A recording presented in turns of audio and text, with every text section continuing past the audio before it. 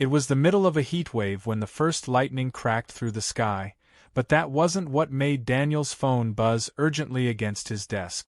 No, it was the motion sensor alert from his storm shelter, the one hidden discreetly under a patch of fake lawn in his backyard. The alert wasn't normal. It wasn't storm debris or a raccoon. The shelter's camera sent a live feed to Daniel's screen, and there she was. Karen from the HOA, flashlight in hand, bolt cutters dangling from one wrist, standing inside his shelter, wide-eyed like she had just stumbled into Area 51. And then it happened. The shelter's door thunked shut behind her with a mechanical hiss, the biometric locks engaging, trapping her 3 feet underground as the approaching thunderstorm howled overhead. Daniel couldn't help but chuckle in disbelief. Karen, who had spent months lecturing him about neighborhood harmony and compliance with HOA aesthetics, had broken into his federally funded emergency shelter, and now she was locked inside it, panicking like a cat caught in a trap. For a brief, hilarious, and almost cinematic moment, Daniel wondered if he should just grab a bag of popcorn and enjoy the unfolding show. Rewinding the last few hours in his mind, Daniel couldn't deny the whole mess had been building up for months. Ever since he installed the storm shelter, Karen had been pestering him with letters and passive-aggressive HOA notices claiming it was a visual nuisance, even though it was completely underground and invisible unless you knew where to look. Daniel, an aerospace systems engineer, had gone through all the permits and approvals years ago, including getting disaster mitigation grants that made his setup almost government-grade. But Karen, self-declared president of the HOA, wasn't about facts or legality, she was about control. In her mind, if she hadn't approved it, it shouldn't exist. And today, armed with hearsay, a cheap flashlight, and a dangerously overinflated ego, she had decided to enforce her own brand of vigilante justice. Earlier that day, Daniel had been sitting at his favorite cafe, working remotely, when he noticed Karen and 2 of her sidekicks lurking around his backyard on the home security app. He figured they were up to another one of their surprise inspections, which usually amounted to little more than peeking over fences and pretending to take notes on clipboards. He had smirked, texted a couple of neighbors about the Karen patrol, and gone back to his cappuccino, thinking nothing more of it. After all, what could they really do? The shelter was protected, both by law and about a dozen electronic safeguards he had installed himself for peace of mind. Little did he know that today Karen intended to escalate far beyond passive aggressiveness. The first mistake Karen made was thinking she could open a door designed to withstand F5 tornadoes with dollar store bolt cutters.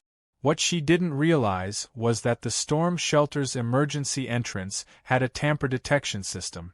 If anyone tried to manually force the hatch, the system would automatically unlock the hatch for 30 seconds, long enough for someone to scramble inside, but then lock down permanently until manually reset from the interior console. It was a system built for survival, not snooping. And now Karen was learning that lesson the hard way. Inside the shelter, Karen's first few moments of victory quickly turned into panic. She had thought it would be a simple open and shut job. Sneak inside, take a few damning photos of unauthorized construction, and send them to the HOA's lawyer. But the shelter was nothing like she imagined. It wasn't some dark, muddy hole. It was a high-tech marvel, lit with emergency LEDs, lined with stocked shelves, and equipped with cameras, sensors, and heavy-duty automated systems. Her flashlight swung wildly as she looked around, heart hammering faster than the approaching storm winds outside. She turned back toward the hatch, only to hear the gut-dropping sound of mechanical locks sliding into place. Karen tried the door. She pulled. She pushed. She even kicked it with her flip-flop-clad foot. Nothing. It might as well have been welded shut. In her growing panic, she began yelling for her 2 backup HOA board members, Todd and Marlene, but they had wisely decided to stay outside the fence, peeking in from a safe distance. Watching the footage from his phone, Daniel almost felt bad, almost. The way Karen banged on the hatch door, shouting about civil rights and HOA authority, was the kind of spectacle you usually only saw on bad reality TV shows. Daniel decided it was time to go home, but he wasn't going to rush. No, he wanted Karen to fully experience the consequences of her entitlement. He got into his truck at a leisurely pace, even stopped at the local gas station for a drink, all while the shelter's system dutifully recorded Karen's every hysterical word and move. Meanwhile, the storm clouds blackened the sky, and the first raindrops began to fall, thick and heavy. The smell of ozone filled the air, adding an extra layer of urgency to the scene. As Daniel finally pulled into his driveway, he spotted Todd and Marlene huddled under a patio umbrella across the street, looking like guilty kids who had dared each other to ring a doorbell and run away. They waved awkwardly but said nothing. Daniel gave them a slow nod before walking calmly to the hatch control panel disguised as a tool shed. He tapped into the security feed, turned up the speaker, and let Karen's ranting fill the air. "This is unlawful imprisonment. I demand immediate release," she screeched, pounding on the inner door. Daniel leaned into the mic and said, as casually as if he were ordering takeout, "You are trespassing on a federally protected emergency facility. Please remain calm. Authorities have been notified." The scream that erupted from Karen's lungs could have shattered glass. Even Daniel winced a little, but he couldn't suppress the grin spreading across his face. He hadn't even called the cops yet, but he was about to. This was going to be one for the books. As the storm sirens began wailing in the distance, Daniel realized the true poetry of the moment. Karen, who had spent years lording her fake authority over the neighborhood, was now utterly powerless, trapped by her own arrogance, and about to face not just neighborhood gossip, but real legal consequences. The thunder rumbled above like laughter from the heavens as Daniel dialed the sheriff's office, imagining how deliciously awkward the official report was going to be. And this was only the beginning. Daniel stood by the disguised control shed, listening to the wailing storm sirens blending almost musically with Karen's indignant yells echoing up from beneath the lawn. His hand hovered briefly over the manual override switch, but he didn't touch it. He knew exactly what he was doing. Letting the situation marinate just a little longer wasn't cruel, it was just letting natural consequences unfold in their purest form.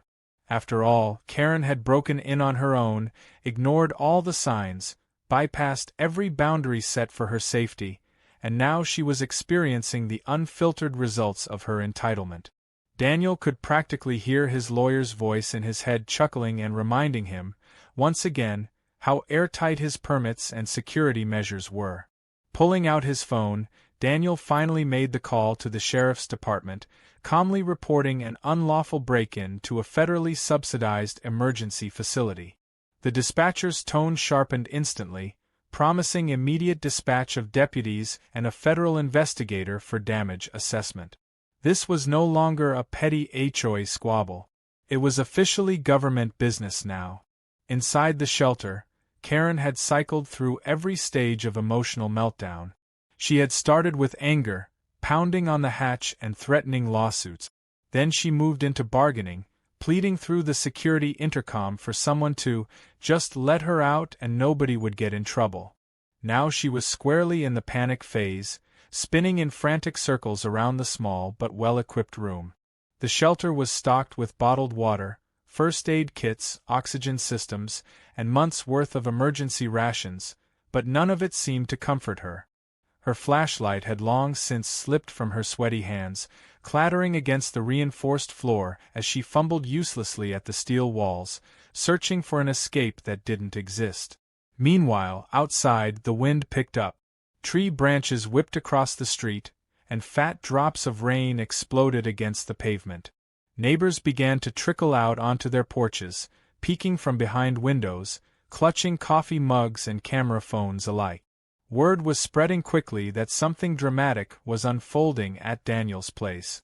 A few people Daniel barely knew waved at him from across the street, offering knowing looks that said everything. Karen was finally getting exactly what she deserved, and the whole neighborhood couldn't wait to see how it ended. Daniel greeted them politely but kept his focus on the growing scene around his house. Todd and Marlene, Karen's supposed backup team, were still awkwardly lingering near the sidewalk, whispering urgently to each other, their faces pale with regret. Daniel caught their eyes, raised an eyebrow, and gestured casually at the shelter entrance as if asking, "Care to explain yourselves?" They immediately looked away, pretending to be fascinated by the storm clouds rolling in. 15 minutes later, 2 sheriff's department SUVs pulled up, their lights slicing through the increasing gloom. 4 deputies climbed out, professional but visibly curious, given the unusual nature of the call. Daniel met them at the curb, offering a full packet of documentation: permits, installation receipts, security footage timestamps, even a copy of the federal grant paperwork. The lead deputy, a stocky man with a humorless face, flipped through the papers quickly, nodding with increasing approval. He asked a few technical questions about the shelter's systems, then finally smiled, a dry, restrained sort of smile that suggested he had seen a lot of dumb criminals but this one was going to be special. "So, let me get this straight," the deputy said, glancing up at the heavy clouds. "She cut her way into your private, federally protected storm shelter during an active storm warning and got herself locked inside?" Daniel shrugged modestly, barely suppressing his grin. "That's about the size of it." The deputy shook his head slowly. "And you have footage?" Daniel tapped his phone, pulling up a live feed. Karen's shrill voice erupted from the speakers, demanding bottled water that wasn't expired and threatening to call the governor. The deputy let out a low whistle, clearly impressed. He turned to his fellow officers. "Go on, boys. Let's get her out before she files an incident report against the atmosphere." Approaching the hatch, the deputies tapped the speaker system to try and calm Karen down. "Ma'am, this is the sheriff's department. Please remain calm. We're working on getting you out." Karen, upon hearing the word sheriff, immediately shifted into a new gear of hysteria. She screamed about unlawful imprisonment, discrimination, and conspiracies, not realizing she was doing herself absolutely no favors. Her voice cracked as she added that she was performing a civic inspection, which earned a few barely concealed chuckles from the deputies. Daniel leaned against his truck, arms folded, thoroughly enjoying the show. It was one thing to get petty revenge. It was another thing entirely to watch your longtime antagonist professionally self-destruct in real time. After some brief deliberation, the officers decided to manually override the internal lock, a process Daniel had designed specifically for emergencies like tornado rescues, not clueless trespassers. It took a couple of minutes, but finally the heavy door creaked open against the wind, and Karen stumbled out like a disoriented mole, blinking against the rain and struggling to maintain her dignity. Her hair was plastered against her forehead, her Live Laugh Love t-shirt soaked through, her sandals squelching pathetically on the wet grass. She immediately launched into a tirade about her authority and right to inspect, jabbing her finger at Daniel accusingly. Before she could spiral further, the deputy calmly stepped between them, holding up a hand. "Ma'am," he said, voice clipped and cold, "you are under investigation for unlawful entry, tampering with protected emergency infrastructure, and potentially filing false reports. Please place your hands where I can see them." The shift in Karen's expression was almost cartoonish. She opened her mouth to argue but quickly realized this was not a situation where talking would dig her out of the hole. 2 deputies gently but firmly cuffed her hands behind her back while reading her rights, and for the first time in recorded neighborhood history, Karen was blessedly, gloriously silent. As she was led toward the patrol car, her damp, squelching footsteps matching the rhythmic patter of the rain, Todd and Marlene tried to slink away unnoticed. Daniel caught them at the edge of his driveway. He gave them a polite, razor-sharp smile and said, just loudly enough for the gathering crowd to hear, "Don't worry, folks. There's still plenty of room in the shelter if anyone else wants to inspect it." A ripple of laughter rolled through the neighbors, cutting through the tension of the storm. Daniel didn't even flinch when a nearby bolt of lightning lit up the sky. Somehow, everything felt perfectly, poetically aligned. And he knew deep down that the real storm for Karen was just beginning. The storm hit full force just as the deputies secured Karen inside the patrol car. Rain lashed sideways across the street, turning the neatly manicured lawns into rivers of mud. The wind howled around the houses, tugging at loose shingles and sending trash cans skittering down the road like awkward race cars. Daniel stood under the overhang of his porch, arms crossed, watching the chaos unfold. It was fitting, he thought, that nature itself seemed to be celebrating Karen's downfall. As neighbors gathered under umbrellas and in doorways, whispering and gawking, the full magnitude of what Karen had done began to ripple outward. This wasn't just another one of her petty crusades about lawn heights or mailbox colors.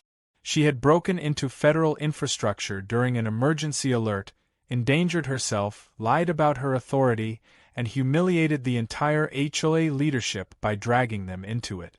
Inside the patrol car, Karen was still struggling to process the disaster she had triggered. Her face, visible through the rain-speckled window, was a mask of disbelief and fury. She mouthed words at Daniel as he stood watching, words that looked suspiciously like empty threats, but the heavy sheets of rain drowned out everything. The absurdity of it all almost made Daniel laugh, but he knew better than to drop his guard. Karen's troublemaking wasn't over yet. It was morphing into something bigger, something more dangerous for her and, potentially, for anyone foolish enough to still support her. The deputies convened near Daniel's shelter, their radios crackling with updates from dispatch. Another emergency alert sounded from nearby phones, a shrill tone that sent a fresh wave of tension through the already chaotic scene. A tornado had touched down about 15 miles away, heading in their general direction. The irony wasn't lost on Daniel or anyone else watching. While Karen had been busy manufacturing a crisis, a real one was bearing down on them fast. One of the deputies pulled Daniel aside and spoke low enough that the gathering crowd couldn't hear. The officer explained that since Karen had broken into a federal disaster shelter, a formal investigation would be opened by the State Emergency Management Office, and possibly even FEMA. They would need Daniel's full security footage, all his documentation, and any communications he had received from the HOA or Karen regarding the shelter. Daniel nodded, already knowing he had kept meticulous record. Before they could continue, another figure appeared at the edge of the crowd, shielding herself with a battered umbrella. It was Mrs. Pickens, one of the oldest residents in the subdivision and, surprisingly, one of Karen's oldest critics. She waddled up to the deputies and Daniel, planting herself firmly in the mud. In a voice that cut through the storm like a blade, she declared that she had seen Karen plotting earlier that morning, overheard her bragging to Todd and Marlene that she would find something illegal on Daniel's property even if she had to make it up. The deputies took immediate interest, pulling Mrs. Pickens aside for a formal statement. Daniel watched with a sense of deep satisfaction as the pieces continued falling into place. Karen hadn't just made a mistake. She had orchestrated a premeditated act of trespassing and sabotage, and now witnesses were lining up to say so. Across the street, Todd and Marlene were fidgeting nervously under the awning of Marlene's house. It didn't take long before the deputies decided to invite them over for a few words too. Daniel caught snippets of the conversation as he sipped from a thermos of coffee, the storm's fury lessening just enough to carry voices across the yard. Todd stammered out that they hadn't known Karen was going to actually break in, that they thought it was just going to be a visual check from the sidewalk. Marlene, for her part, looked ready to cry, clutching her clipboard like it could shield her from impending legal doom. When pressed about whether they knew Karen had brought tools and intended to enter the shelter physically, neither could meet the deputy's eyes. As the interviews wrapped up, the lead deputy approached Daniel once more. He informed Daniel that Karen would be facing multiple charges including criminal trespass, tampering with emergency equipment, and interfering with a federally designated disaster site. He also hinted that depending on how the federal agencies weighed in, more severe penalties could be added. Daniel nodded, feeling a weight he hadn't even realized he was carrying finally lift off his shoulders. For too long, Karen's harassment had felt like an endless game he was being forced to play. Now the rules had changed. Now, she was playing against people who didn't care about her HOA title or her self-important bluster. She was facing real accountability. Just as Daniel was beginning to think the evening couldn't get any stranger, another surprise rolled up his driveway. A sleek black SUV with government plates pulled in behind the patrol cars, its windshield wipers slashing back and forth. Two men and a woman stepped out, dressed in dark windbreakers marked FEMA. The federal agents introduced themselves briskly and got straight to work, inspecting the shelter, reviewing Daniel's permits, and pulling security footage from the external drives. Their presence added an extra layer of seriousness to the already tense scene. Neighbors watched from behind curtains and half-closed doors, whispering about the black SUVs and government agents now descending on their quiet suburban cul-de-sac. The agents were all business, asking detailed questions about the shelter's design, security features, and history of HOA conflicts. Daniel answered everything honestly, even showing them the log files from the motion sensors and door lock. The lead agent, a sharp-eyed woman with a no-nonsense air, nodded approvingly as she reviewed the data. She pointed out that because Daniel's shelter had been partially funded by federal disaster grants, tampering with it wasn't just a local crime. It could be prosecuted under federal emergency protection laws. That meant Karen could be facing far worse than just community service or a slap on the wrist. It could mean hefty fines, a criminal record, even jail time. As the agents finished up and prepared to leave, one of them turned to Daniel and, in a rare moment of dry humor, said, "Next time someone complains about your shelter, just remind them it's the safest place in town, and they should be grateful they're not locked inside." Daniel laughed quietly, the sound swallowed by the diminishing wind. He knew this storm, both literal and metaphorical, was far from over. Karen's arrest was just the beginning. There would be fallout, finger-pointing, desperate attempts to shift blame, maybe even lawsuit. But Daniel wasn't worried anymore. He had everything he needed: the truth, the proof, and a community that was finally starting to see Karen for what she truly was. As the rain lightened to a mist and the flashing lights of the patrol cars faded into the distance, Daniel turned and walked back toward his house, feeling the solid, comforting thud of the storm-shelter door locking securely behind him. The next morning, the entire neighborhood buzzed with stories, half-truths, and stunned laughter about what had happened at Daniel's property. Daniel himself woke to a dozen text messages from neighbors, a few news alerts, and an email from his lawyer marked urgent but with a distinct undertone of triumph. The local news had already gotten wind of the story. It wasn't every day that a suburban HOA scandal involved federal agents, a high-tech storm shelter, and the arrest of a woman known for citing people over the color of their porch light. As Daniel sipped his coffee on the porch, he watched as cars slowed to a crawl in front of his house, neighbors pretending to admire the trees while trying to get a glimpse of whatever federal drama had unfolded overnight. Some waved sheepishly when he caught them staring. Others gave enthusiastic thumbs-ups, clearly rooting for him. For the first time since moving into the neighborhood, Daniel felt like he wasn't fighting the tide alone. It didn't take long for the HOA board to start unraveling. By noon, Todd and Marlene had sent out a frantic community-wide email distancing themselves from Karen's actions. They framed it as a rogue operation, claiming they had no knowledge that Karen intended to forcibly enter Daniel's property and that they deeply respected the rights of homeowners. Daniel read the email twice, laughing to himself at how quickly loyalty crumbled when consequences came knocking. His amusement was short-lived, though, because attached to the email was a summons for an emergency HOA meeting scheduled for that evening. The agenda was crystal clear, addressing recent events and leadership accountability. Karen's name was glaringly absent, which said everything about how fast they were trying to erase her from the picture. Daniel debated whether to attend but decided he had no reason not to. If anything, he wanted to see how deep the rabbit hole of Karen's deception went. He spent the afternoon gathering every bit of documentation he had accumulated over the years. Every passive-aggressive email, every nonsensical fine, every ridiculous compliance notice she had sent him. He even printed screenshots of group messages where Karen openly bragged about making life difficult for homeowners who didn't fall in line with her vision. By the time evening fell, Daniel had a thick folder tucked under one arm and a cool, unbothered look on his face.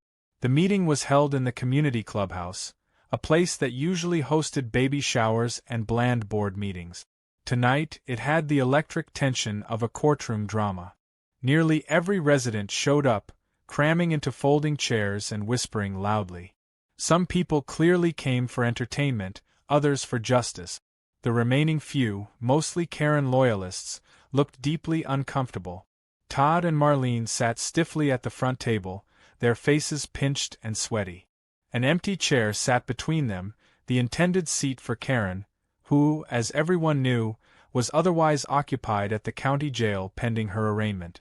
Todd cleared his throat and tried to open the meeting with some generic words about community values and unforeseen misunderstandings. He didn't get far.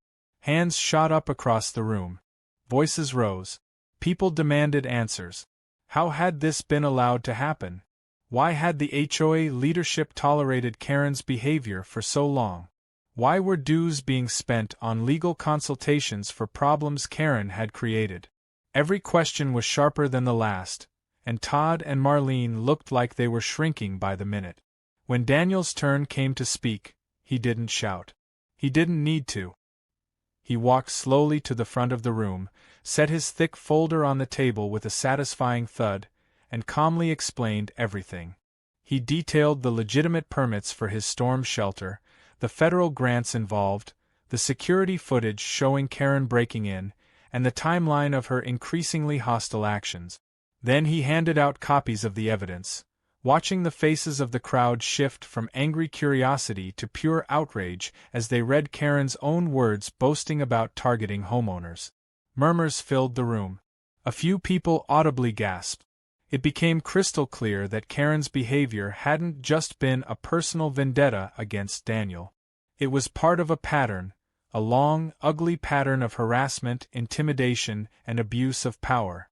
By the time Daniel finished, even the most stubborn Karen defenders were avoiding eye contact with the rest of the room. Todd, sweating visibly, tried to regain control by promising new elections and a full transparency initiative. But the damage was done. A motion was immediately raised and seconded to remove the entire board pending a full investigation, and before Todd could finish stammering objections, the room voted overwhelmingly in favor. As Daniel returned to his seat, a few neighbors clapped quietly, then more joined, until the whole room echoed with applause. Daniel didn't bask in it. He simply nodded, knowing that the victory wasn't about pride. It was about survival, the survival of a neighborhood that had almost been strangled by one woman's obsession with control. Outside the clubhouse, as people poured into the cool night air, Daniel was approached by several neighbors he barely knew but who all had similar things to say. They thanked him. They admitted they had been too afraid to stand up to Karen. They asked if he would consider joining the interim HOA leadership committee to help clean up the mess. Daniel didn't answer right away. He smiled politely, saying he would think about it. After all, he hadn't built a high-tech storm shelter just to get dragged into HOA politics full-time. As he walked back toward his truck, he noticed something that made him stop short. A small cluster of teenagers were standing on the sidewalk, holding up their phones and giggling. Curious, he approached and saw that they were looking at a brand-new addition to the fence near his property. Someone had attached a handmade wooden sign, beautifully carved and burned with precise letters. It read, "Warning, unauthorized inspections may result in temporary detention. Hi Karen." Beneath it was a cartoonish etching of Karen's furious face, complete with her signature oversized sunglasses and permanent frown. Daniel laughed out loud, the sound carrying through the night like a fresh breeze after a heavy storm. For once, he wasn't the target of neighborhood gossip or spite. For once, justice had landed exactly where it needed to. As the teens scattered and the neighbors slowly returned to their homes, Daniel leaned against his truck and took in the scene. The air smelled of wet grass and fresh starts. The sky was clear now, scattered with stars. And somewhere out there, Karen was sitting in a holding cell, no clipboard, no authority, no one left to boss around but herself. It was, Daniel thought with great satisfaction, a far better ending than he could have ever scripted. The days that followed felt like the neighborhood had been doused in fresh paint. People smiled more openly, kids played freely without their parents casting nervous glances at driveways, and there was a strange, almost festive energy humming through the community. Karen's house, once a command center for passive-aggressive notes and spontaneous inspections, sat dark and lifeless. A hastily printed, "For sale by owner," sign appeared in her front yard by the end of the week, skewed at an awkward angle, as if even the post had given up. Daniel watched it all unfold quietly from his porch, nursing a glass of iced tea and feeling the kind of peace he hadn't known since the day he first moved into the neighborhood. There was no gloating, no parades. Just the simple, steady satisfaction of knowing that sometimes, without fanfare, the universe balanced the scales. News of Karen's arrest spread faster than anyone could have imagined. The story had gone viral, picked up by regional news outlets, and then catapulted into national headlines thanks to a social media post by someone's teenage nephew.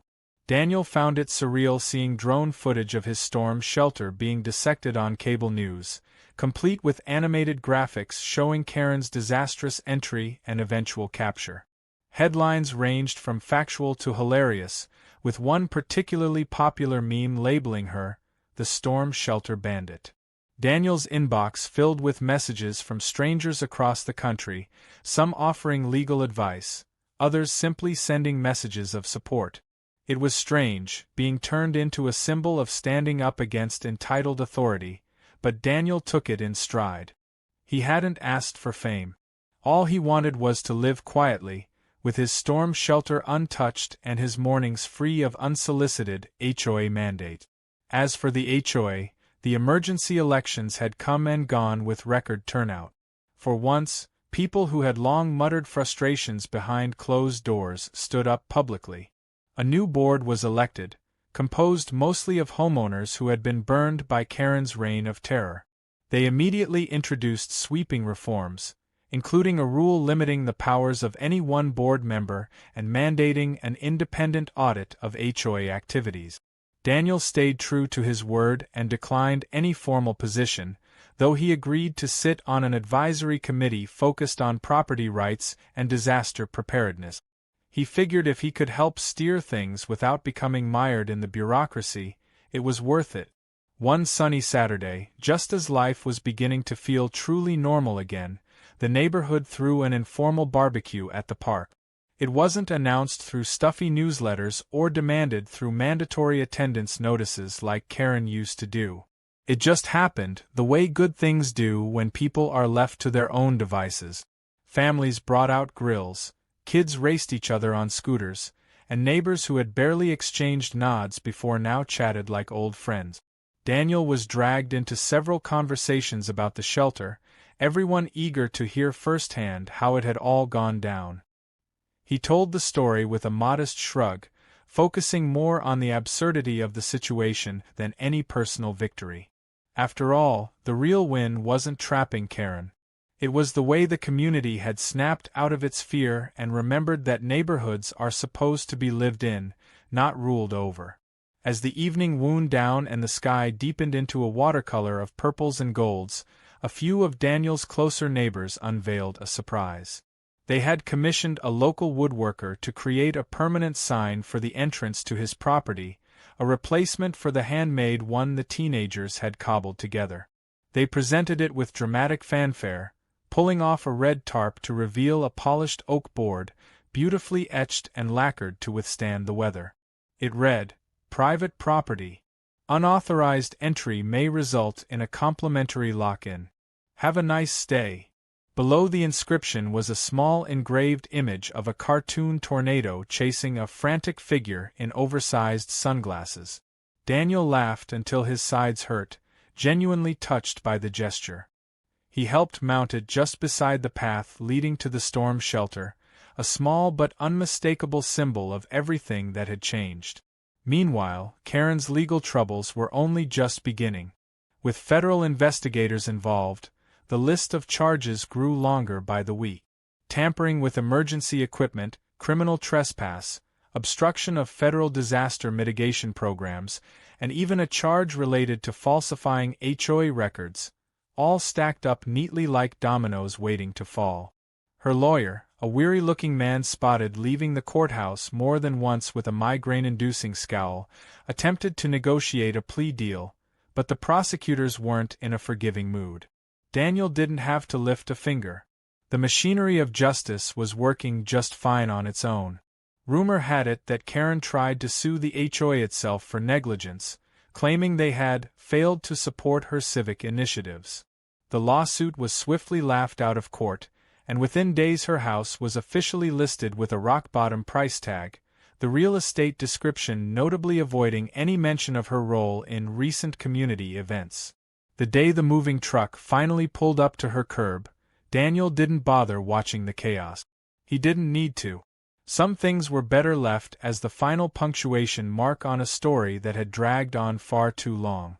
Instead, he spent the afternoon tinkering with upgrades to his shelter's security system, not out of fear but because he simply loved the work. For the first time, he could do it without the weight of constant harassment hovering over him. The neighborhood, now free of its tyrant, began to blossom. Front yards grew more colorful with homemade gardens. Block parties were organized without passive-aggressive RSVPs. Even small acts of kindness seemed to multiply, like the couple 2 streets over who started a weekend tool-sharing program, or the teenager who volunteered to mow elderly neighbors' lawns. It was like the entire subdivision had been holding its breath for years and was finally, blissfully, exhaling. Daniel sometimes caught himself smiling for no reason, a lightness in his chest he hadn't realized was missing until it returned. One evening, as he stood on his porch watching the sun dip behind the trees, Daniel reflected on everything that had happened. It wasn't about the shelter, the HOA, or even Karen. It was about freedom, the freedom to build a life, to protect what mattered, and to live without fear of petty tyranny disguised as community service. The storm that had once loomed so large had passed, leaving behind stronger roots, clearer skies, and a neighborhood that remembered what it meant to stand together. And as the stars blinked into view one by one, Daniel smiled, knowing he was exactly where he was meant to be, and this time, nobody could take that away from him.